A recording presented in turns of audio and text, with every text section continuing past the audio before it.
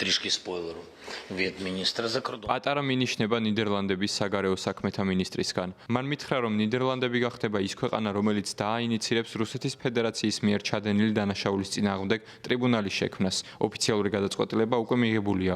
ჩვენ მადლობას ვუხდით მას. Злочинів. Безумовно, ми підтримуємо політику. ხარს უჭერთ შეერთებული შტატების მიერ გადადგმულ ნებისმიერ ნაბიჯს, რომელმაც შესაძლოა რუსეთის ფედერაციის მიერ სხვა ქვეყნებისთვის ენერგორესურსების მიწოდება შეზღუდოს, რადგან რუსეთის შემოსავლის წყარო ესაა. ომი რომ არ ყოფილიყო, ეს მხოლოდ რუსეთის საქმე იქნებოდა. თუმცა ახლა ეს უკრაინას, ევროპის უსაფრთხოებასა და მთელ მსოფლიოს ეხება.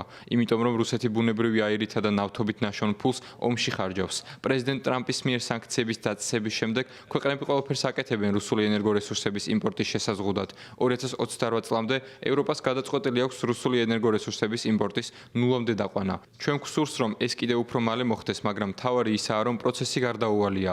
ამერიკული სანქციების შემოღებას რეაქცია მოჰყვა, ისევე როგორც ევროკავშირის მიერ სანქციების მე-19 პაკეტის ამოქმედებას, რაც ძალიან მნიშვნელოვანია.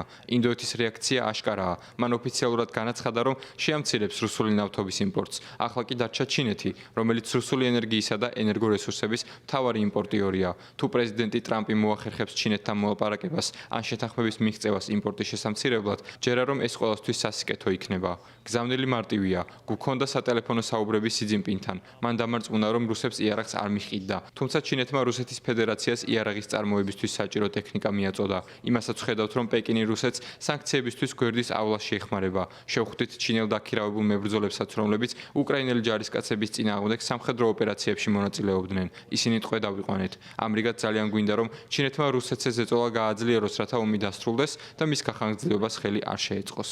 Імпорт